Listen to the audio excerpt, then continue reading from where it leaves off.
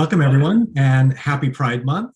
My name is David Garza, and I'm the Development Director for Engagement and Advancement at Point Foundation. Thank you for joining us for Point Foundation Scholar Showcase on Zoom. This Pride Month, we're hosting showcases for various regions across the country, and tonight we're excited to host our event for Boston. The goal of these showcases is to keep our family of donors and supporters connected to the work that we do.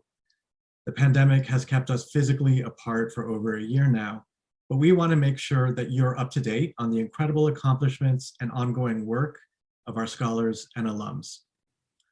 Shortly, you'll be hearing from current Point scholar Jessica Chiriboga and Point alums Landon, Marchant, and Mira Patel, who will be in discussion and answering questions that were submitted by registrants before the event. And one quick note, because of pressing needs, we're only gonna have Mira for about 30 minutes, but we're gonna make the most of that time for sure. Before we get into discussion though, I do want to introduce our moderator, Megan Hastings. Megan is a member of our Boston Community Engagement Committee, and she's a senior director at the Massachusetts General Physicians Organization. At MGPO, she is responsible for the business transformation, physician analytics, and business intelligence departments, which sounds incredible and fancy. Megan joined Mass General in 2010 as the program director for Compass, a multi-year program aimed at the replacement of patient administrative systems with a single platform across Mass General Brigham. Prior to joining MGH, Megan was a vice president at Health Directors LLC. Megan holds a BA in economics and government from Hamilton College. She lives in Boston with her husband and her 2 children. And she's also just a really amazing part of this team that put this event on. So I'm really thrilled and really excited to turn it over and to welcome Megan to moderate our discussion. Welcome, Megan. Thank you, David. Thank you for the lovely introduction. I'm going to introduce each of our panelists, and then we're going to get started with the question and answer. So first, I'm going to introduce Mira. Mira most recently served on the Biden-Harris transition team and has worked at the intersection of public, private, and philanthropic organizations to expand domestic and international economic opportunity, human rights, including advising 2 cabinet officials as a Barack Obama administration appointee. Mira has been a leader on LGBTQ rights, driving the Obama administration's work on international LGBTQ human rights under Secretary Hillary Clinton, while appointed to her policy planning staff, authoring the related 2011 presidential memorandum and founding the Global Equality Fund, a first of its kind multi-million-dollar partnership of governments and private sector entities supporting LGBTQ rights organizations in 40+ countries.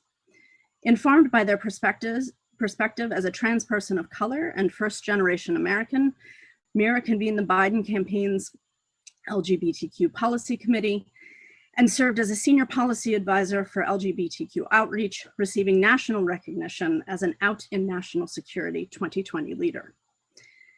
Previously, Mira led a $30 million economic impact budget at Facebook, driving programs and government partnerships in 15+ countries, and worked for Gene Sperling on his 2020 book, Economic Dignity.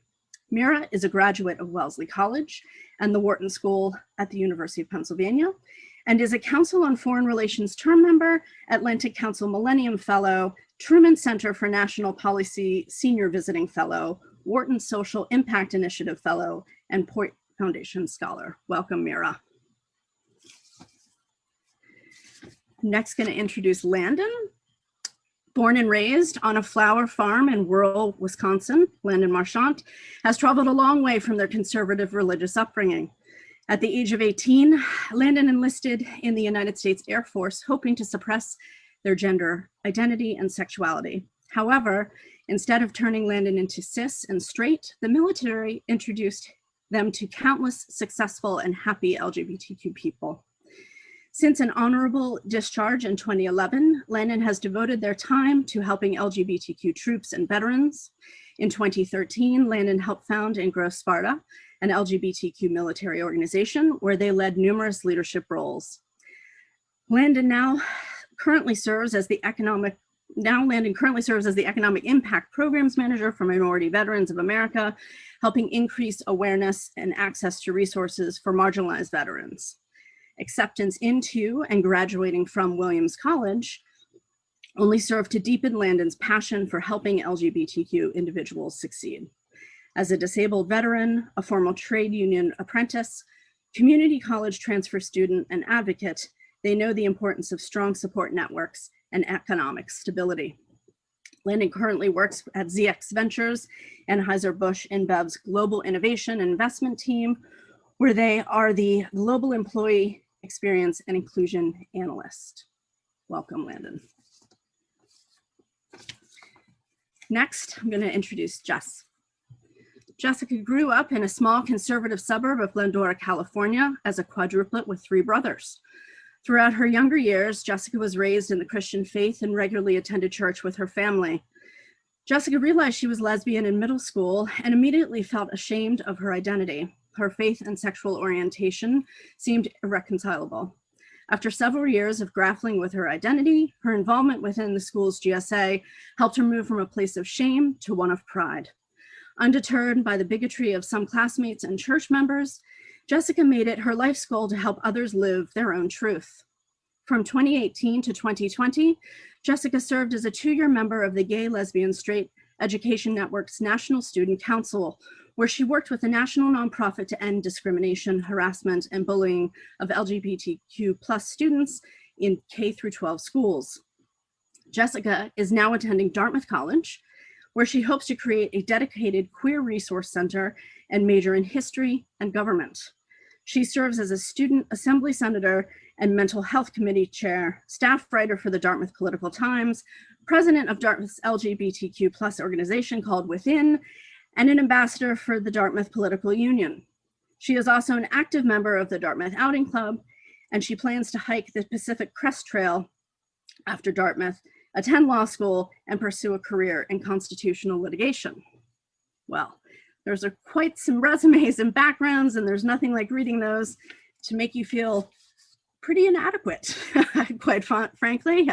You all are very accomplished and should be very proud of yourselves. So we're going to get started with the questions, and some of them will apply to all 3 of you and some to just 1 or 2. So I was hoping each of you could tell us a little bit about yourself and your education journey. So who wants to go first? I'm happy to go first. Thank you so much, Megan, and thanks to Point and everyone for being here. It's just really wonderful to all come together. If it's helpful, I mean, I think you heard a bit about my background and bio, but for me, I think the most important thread within it was really the last line, which was being a Point Scholar. Point helped fund my education for business school, but I think most importantly for me, it really gave me a network of both professional mentors and confidants and supporters. I think as a queer person and as a trans person, you really don't get to see many role models, especially people who are living happy, healthy lives, and particularly lives that give back to a community. And so for me, I think that's been one of the most valuable things. Sharon Brackett, who recently passed away, was a role model for so many of us Point Scholars. She was the first trans candidate to run for office in Maryland and helped lead student robotics teams, and just was full of love and light. And so I think that's been so important for moving through the professional work that I've done. And then I think the personal network of fellow scholars and alums who are amongst my closest friends and who are leaders in each one of their industries, all of which are incredibly different from my own kind of public policy wonky space, but that I get to learn quite a bit from. And I think that's been invaluable.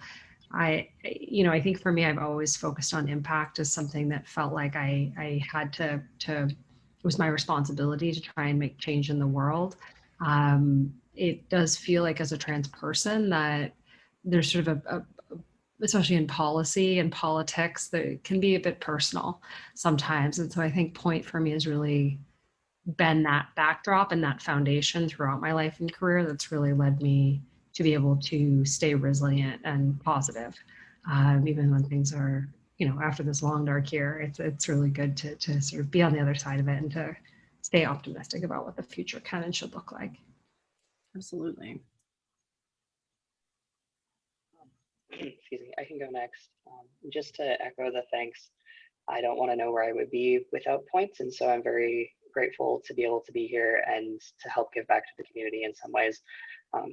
As Mira alluded to, or spoke very specifically actually, points is a very important part of the community. And for me, points paid for a portion of my undergrad, paid for my housing stipend, helped with groceries, well, groceries is a loose term, food on campus.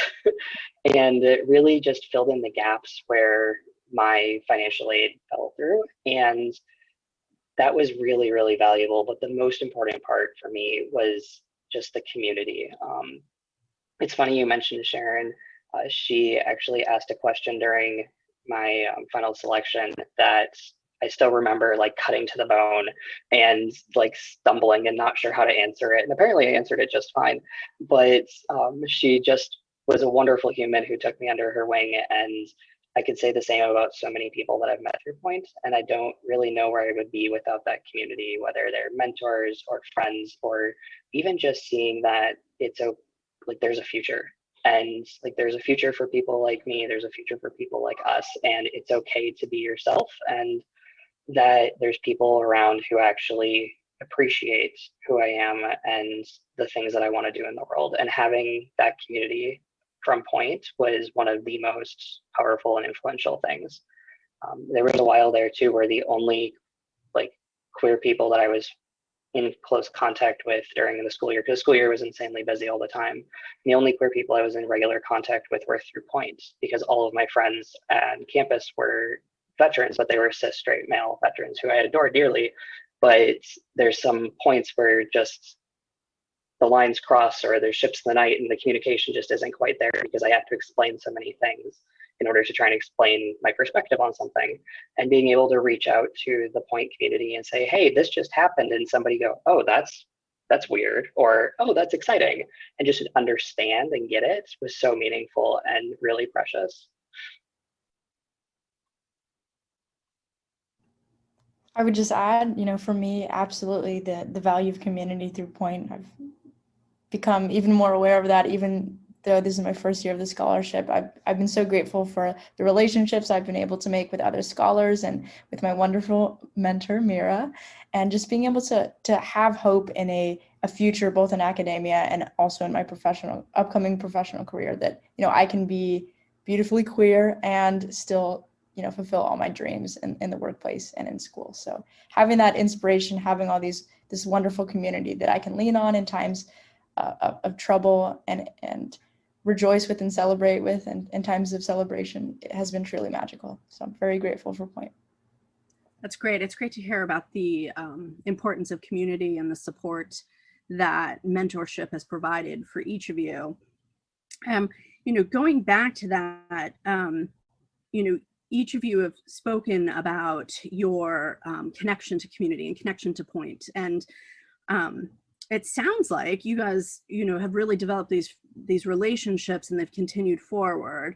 But is it just Point that keeps you together, or have you formed your own networks from maybe your cohorts, or reaching out with special interests or things like that? So I guess my question is, how do you stay connected with your fellow cohort members or other Point scholars or alums?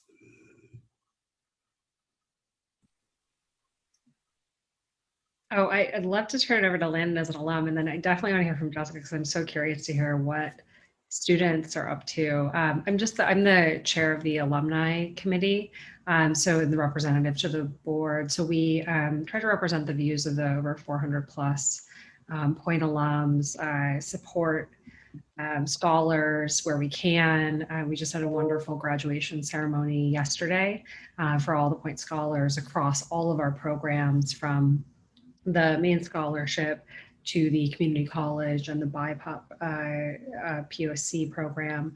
And we invited community coaches and mentors and Point staff on. And I think the alumni community just feels so strongly about wanting to lift while we rise, in a sense of getting to do whatever we can to support younger point scholars, but also because we learn so much from them. It's somewhat selfish in that way.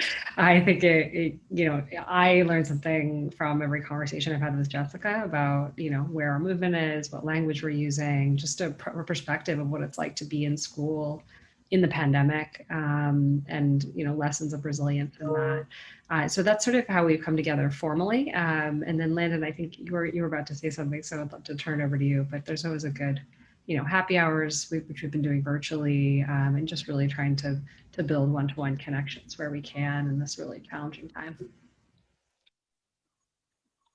So yeah, I can speak much more to the informal side of it.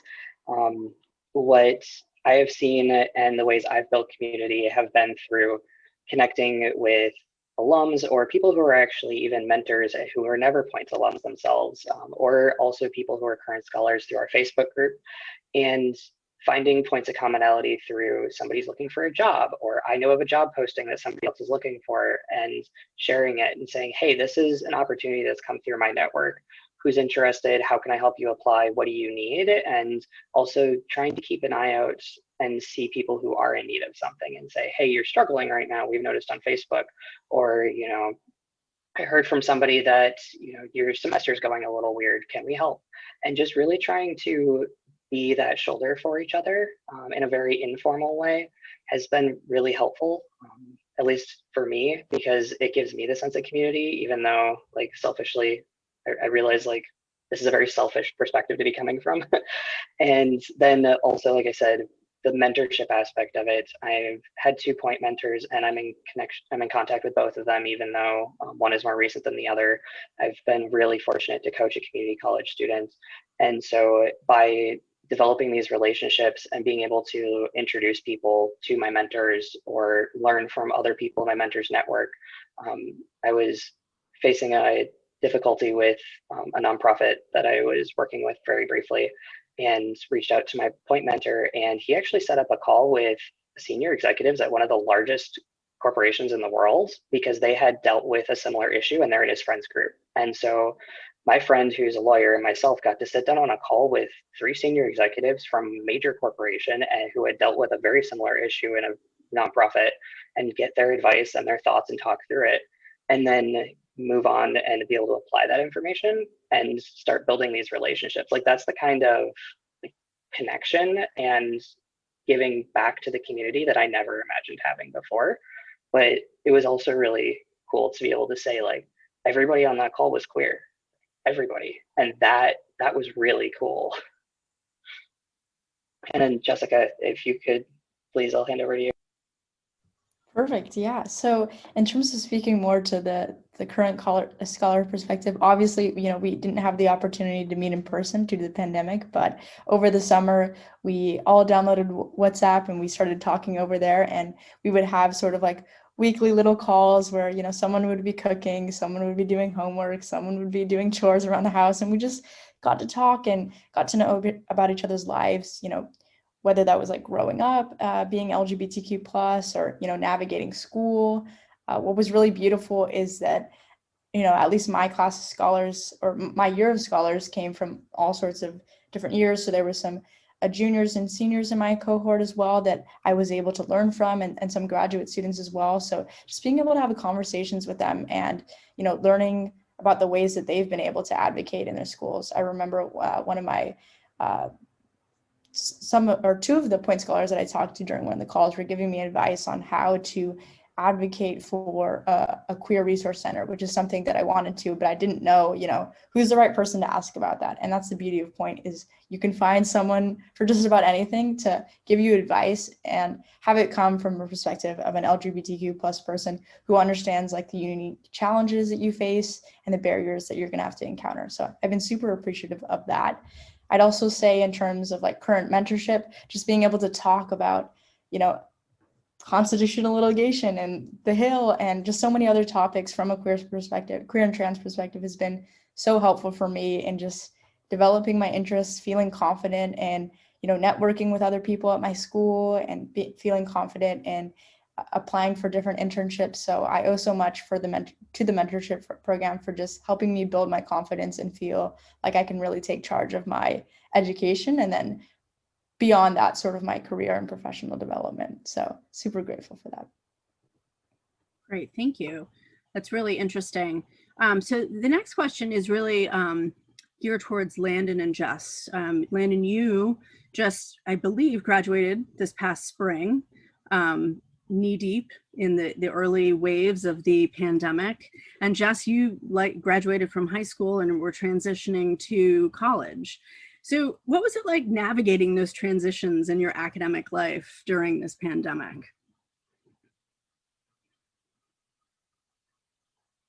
Do you want to go first or do you want me to go first? Okay, perfect. So I think one thing I really learned was just how important it was to build community virtually. Thankfully, it was sort of a blessing and a curse. I previously in high school, a lot of my LGBTQ plus connection had come virtually due to social media and working with GLSEN and just other things, just because, unfortunately, we do not populate every corner of the planet quite yet. We're not the majority quite yet. But yeah, so I was quite familiar with having queer spaces be virtual. And so that really helped me transition to college because I was able to Zoom a lot with my new classmates. We actually had this thing where we would Zoom from 6 p.m. to 6 a.m. and we'd wake up together, sort of our queer freshmen would wake up together on the call and be like, hello, good morning. And now we'll go and have our summer days be complete. So that's been a great source of community because I had never imagined that I'd have such a strong source of LGBTQ plus community going into my freshman year, because that's just not something I got in high school. So that was super amazing, but I definitely did have to learn in other areas where I wasn't as comfortable with the virtual platform, like classes and office hours, and just adapting to the rigor of college courses that, I had to be intentional about setting aside time in my schedule to hop on Zooms and making sure I was learning the different aspects of Zoom etiquette, like, finding the right place to have reliable Wi-Fi and handling Zoom technical issues, all the things that we've sort of had to navigate during this pandemic. So it's definitely, I think, developed a lot more resiliency in me and other students who have learned to overcome those barriers and are trying their best to still stay connected with friends and family and, their school community. Thank you. Cool. So I would like to preface this by saying that during my time at Williams, I had this unhealthy habit of managing to completely overwhelm myself with the academics because they looked interesting and this was fun and I wanted to be a fundamentally different person by the time the semester was over. And then I did that every semester and then I was burned out by the end of every semester. So what I'm about to tell you is just indicative of a larger pattern. But by the time we got to COVID shutdown,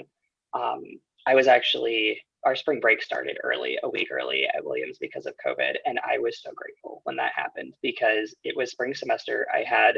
Of senior year, I had 3 really intense classes. I had a 4th class that was beyond intense with a professor I love, but still we were reading the DSM-5 as our easiest reading, philosophy of mental health and medicine.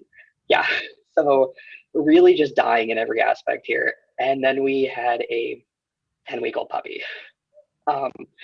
And my wife teaches an hour away. So I was the one raising the puppy, going to classes, trying to keep afloat during senior spring. And then also just like trying to enjoy senior spring because it's, I'm graduating, my friends are leaving, I'm supposed to be moving. My faculty are some of my dearest friends. So like just lots of transitions coming up. And then we went on break and it was fantastic because I needed to sleep. And then we moved to this model actually that really helped me ease into graduation. Usually graduation is a mad rush to the deadline and then you spend the summer recovering before you go to work. But I was fortunate enough that all of my classes basically turned into book clubs. So I had 4 book clubs with some of the smartest faculty and kindest people. And one of my professors even sat us all down and said, you are in abnormal situations. It would be inhumane to expect you to be able to produce your normal work. This is abnormal. You cannot hold yourself to those standards.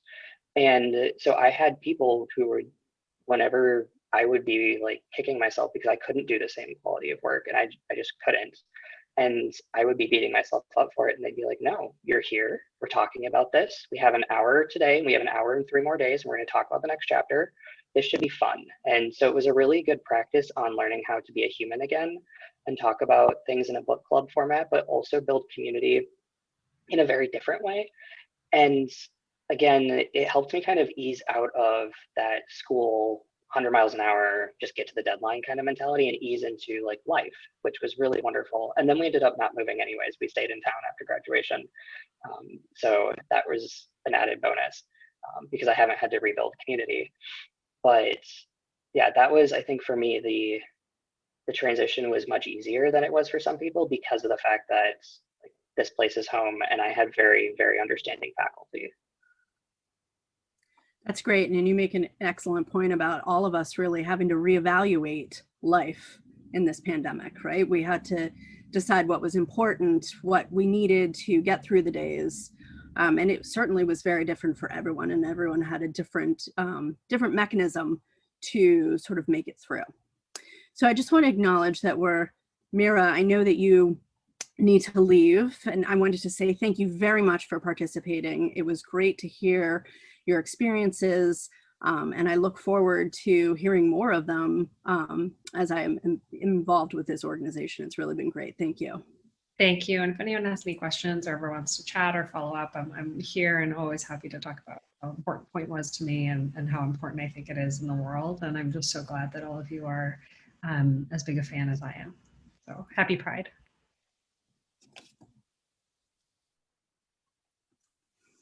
All right, so we'll continue. So this is Point's 20th anniversary, and so much has changed for LGBTQ Scholars since the founding in 2001. I was wondering what your hopes were for the next generation of LGBTQ scholars and the communities over the next 20 years as we look forward. Jess, you want to kick us off? Yeah.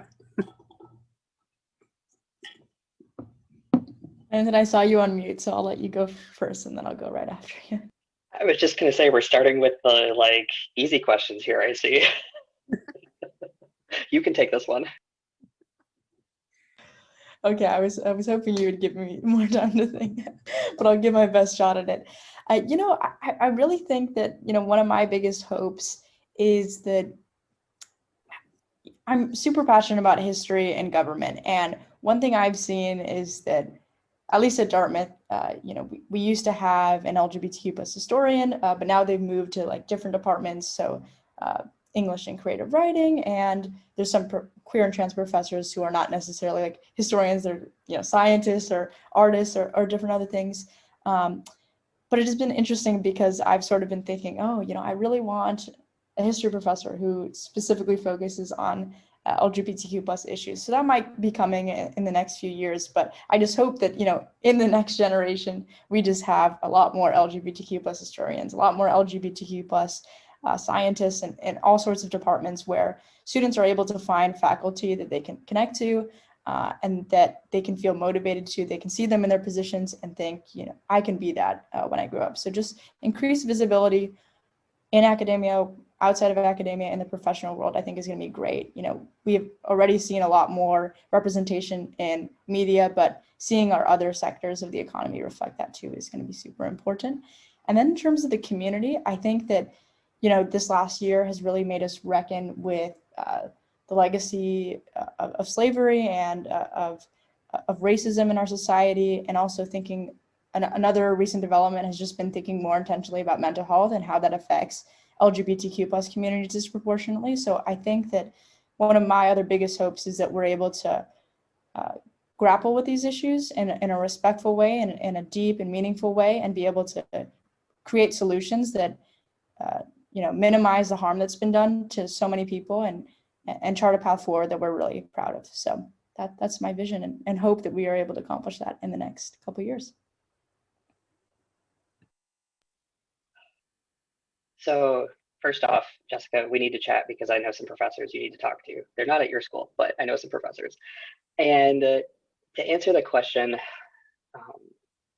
LGBTQ people live in poverty at much higher rates than their cisgendered counterparts. Trans people, it's even worse.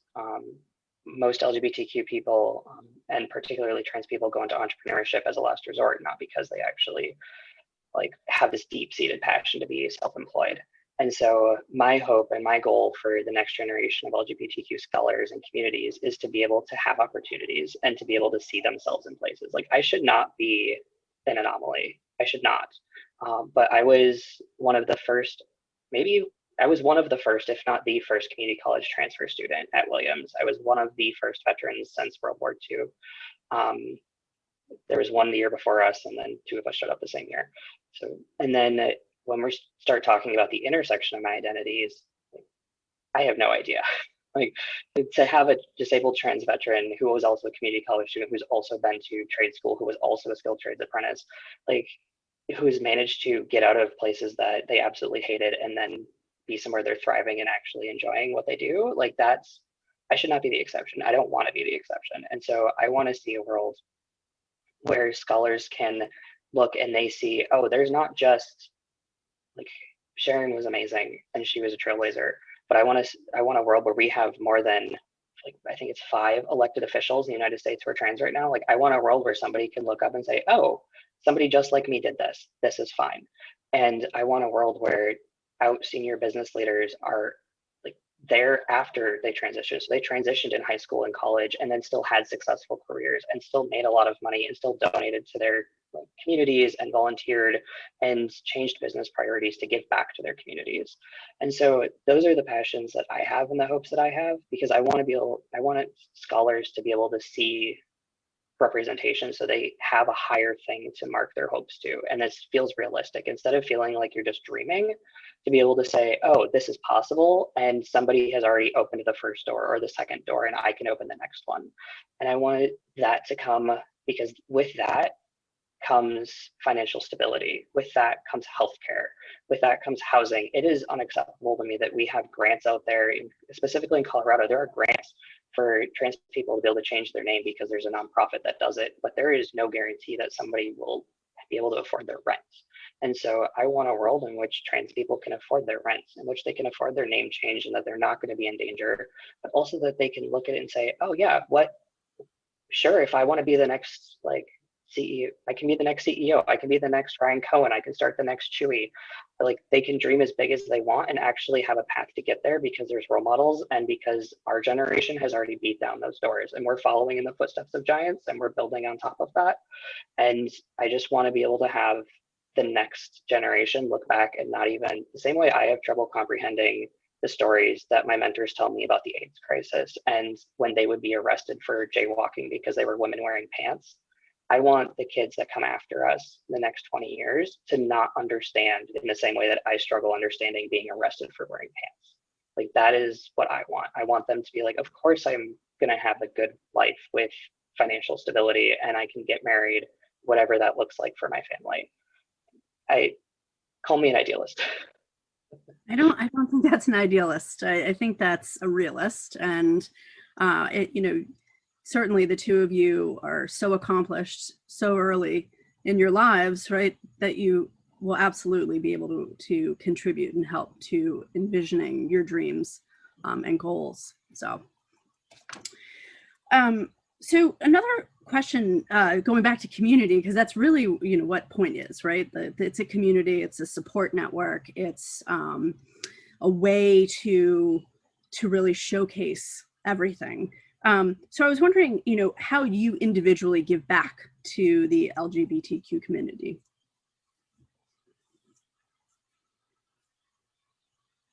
Landon, do you want to take that one first?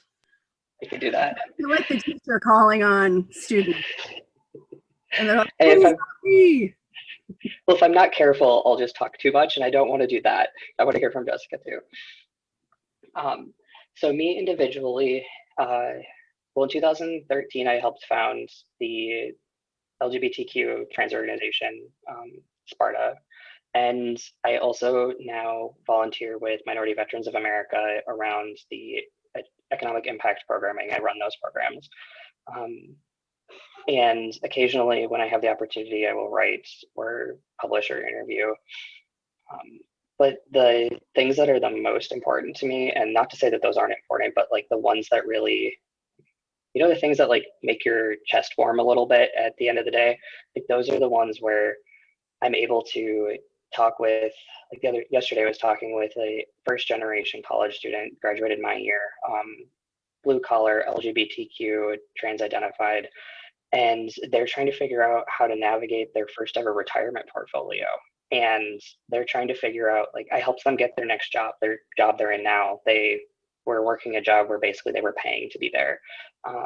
And they didn't realize what that meant to be making $30,000 a year and also have to provide your own car and not be paid for gas. And so to be able to work with somebody like that and say, okay, these are your ideals, these are your values, let's find a way that you can afford to live while still being true to those, and then being able to help them set up things that will keep them stable and secure for the rest of their life. Like, that really means a lot to me. And I'm fortunate that being an adult student when I was at school, I'm kind of the adultier adult, which is a terrifying thought. And so occasionally I hear from the LGBTQ students that I was with, whether it's to find a new job or networking or even just like talking about life and being able to give back in those very, like, they're not structured, they're very informal, but just they make me feel really good because I know that this is the kind of thing I needed. And I also know that it's the kind of thing that builds confidence for them. It gives them skills and also opens doors. So I think that would be the most important thing for me. That's great. Thank you.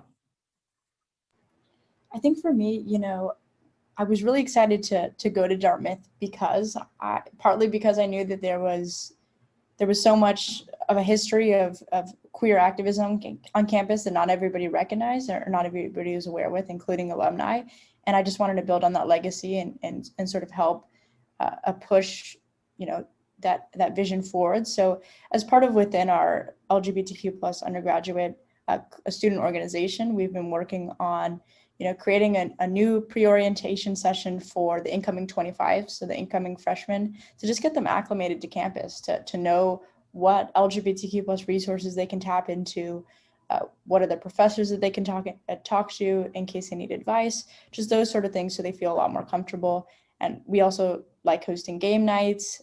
We're trying to redesign our website and renovate our rainbow room, which is a little room where we have a bunch of LGBTQ plus books. So doing those things to sort of give back to the community and help them feel like they have a space on this campus that, can feel so rural, which is oftentimes nice because, we get to enjoy the nature, but can also feel very isolating for people who are used to the city like LA or New York City and might feel a little bit more uncomfortable with the lack of just expansive resources that you might get in a more urban place. So we've been really intentional about that. And I've been super lucky to work on the Queer History Committee and the Pride Committee here at Dartmouth, just being able to create, pretty fun events to bring, food and start talking and bringing queer and trans people together to enjoy some cupcakes or enjoy making some zines and just have that be sort of a point to relax, and sort of get away from the academic stress. I'd say another way that I also have been really liking to give back to the LGBTQ plus community is in the realm of mental health. Recently, Dartmouth had, very unfortunately, the passing of 3 LGBTQ plus freshmen. And that was a very difficult time because a lot of that had to do with mental health, and just a lot of LGBTQ plus students and advocates on this campus have been hit tremendously hard by these passings. And so we've been thinking about how we can support each other as classmates and be there for each other in community and really try to deepen our relationships, because life truly can be so valuable, and make sure that we're creating and putting pressure on our administration to think of mental health and therapy and counseling as a long-term thing, not a short-term Band-Aid. And hopefully over the next 4 years, we'll be able to push that forward, not only for the LGBTQ plus community, but for every student on this campus. So that's really our hope. We'll see what happens with that, but I think it's certainly something that needs to be addressed on our campus. That's great. Thank you. So next question is sort of individualistic, right? Jess, you're about to enter summer, right? You're in finals week this week. Landon, you've started a new role, but I'm going to ask you, what's next, right? Jess, what are you doing this summer? And what impact are you going to make? And Landon, what are you looking to do? What are some of your goals with your new role in this global company that you're working for? So I guess I can go first. I'm going to be interning at the Americans United for Separation of Church and State in the summer, and I'm super actually grateful for Point for helping me navigate this. I was sort of discussing with my mentor, Mira, what are different internships I can apply for on the Hill? What is the best way to sort of get involved with law? Because, unfortunately, as an undergrad, I can't necessarily walk into a law firm and expect for them to give me an internship quite yet. So learning how to work my way up and just different internships to be able to one day be able to have that position. So Mira was incredibly valuable in helping me craft my resume, ask the right questions, helping me research different organizations. And so I was able to get in contact with my public policy center here at Dartmouth and then apply for an opportunity at Americans United for Separation of Church and State. So it's going to be super exciting because there are, a wave of cases in the Supreme Court right now. There's a case on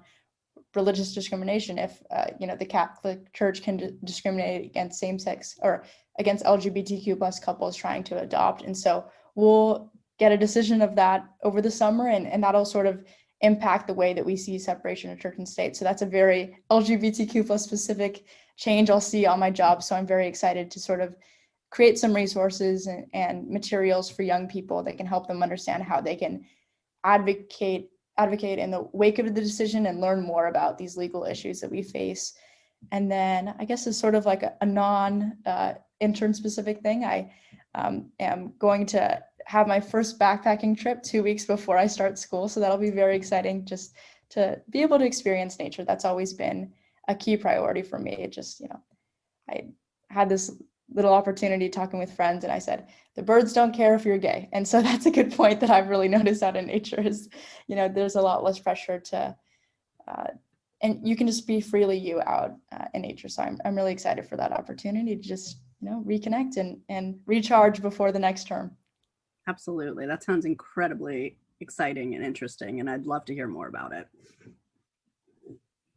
So funny, I'm actually starting my next steps by going overlanding for 2 weeks in Colorado with a dear friend who is a queer, trans lawyer, veteran person of color, one of my best friends on the planet, fantastic person to argue with, can't wait. And we're just gonna go disappear to the mountains for 2 weeks and just forget that work exists. So that is my immediate thing that I am working towards. I just need to get the next 2 weeks out of the way. And then if we're looking more long-term, right now I'm in the diversity and inclusion part of our HR, our people team. And my long-term goal is to be able to move into our investment funds. And I'm really passionate about trying to move capital into the hands of underserved communities. I think that if we're going to actually diversify where capital belongs in the economy and who has it and who has that power, we need to also do that from the investor side. So we need to have diverse investors, diverse panels, diverse people mentoring these entrepreneurs. And so that's my long-term goal. I'm not quite sure what the next step is going to be between now and then. I'm actually working on that with my manager and trying to figure out what this looks like. This is my first ever corporate job. So there's a lot of things to figure out and some remedial skills to learn too. Like I have 10 years of work experience, but I've never learned how to build a PowerPoint deck till I got here. And apparently there's things you can do in Excel or in Google that you can't do in Outlook. And it's just really right now I'm developing some fundamental skills that'll help me better identify what the next step is going to be. Like I said, long term, I really want to get to the investment funds. I have this pipe dream of someday or having a idea to launch startup accelerator for underrepresented and low income entrepreneurs that would also come with wage replacement grants, because there needs to be a safety net, and that would just be a really wonderful thing. But that is like a retirement plan because just the sheer amount of capital that's needed to fund something like that. But hopefully that answers your question. It does, absolutely. Thank you. So I really want to thank both of you for participating in tonight's panel discussion, as well as Mira, who had to leave early. Your stories and your viewpoints and your history has really reaffirmed my reasons for becoming involved in Point. And I'm incredibly excited to hear about what you guys do in the future. And I think, Point will offer us that opportunity to hear more, because you certainly are very accomplished early on. So with that, I'm going to turn this back over to David, and I'm just to say thank you again. Thank you. This has been lovely. Thank you so much. Wow, what an inspiring conversation. I want to echo everything that Megan just said about how wonderful that was, and how much I want to continue to hear about everything that happens in your lives over the next several years and beyond. Just really inspiring. So thank you so much to Jessica Chiriboga, Landon, Marchant, and Mira Patel for sharing your stories and for sharing so much of your hearts and your minds tonight. Your presence and hearing you speak is such a reminder of why Point Foundation even exists. It's a reminder that the work of our scholars and our alums truly makes a positive impact on society in a very real way. Thank you to Megan Hastings for moderating this evening's discussion. And finally, thank you to all of the participants for being here. If you are as moved and inspired as I am by what you've heard tonight, especially when you hear Landon say something like, I should not be the exception, I should not be the only one. If you want to help us make sure that Landon is not the exception and not the only one, if you want to help us support more scholars and more alums across the country, please do not hesitate to support our work by making a donation at www.pointfoundation.org. Every dollar that we get obviously goes a long way as we support scholars in community colleges, four-year colleges, and universities across the country. It's June, which means we'll be announcing our new class of scholars this month. So please follow Point Foundation on Facebook, Instagram, Twitter, and as of this week, you can follow us on TikTok now, which is really exciting. So please do that. And if you ever have any questions about the work that Point Foundation is doing, or want to have a one-on-one conversation about where the organization is going, please feel free to contact me. I'm David Garza. I'm at davidg, D-A-V-I-D-G, at pointfoundation.org. With that, I want to say again, a heartfelt thank you to all of our speakers. Thank you to everyone for being here, and have a wonderful evening. Thank you so much.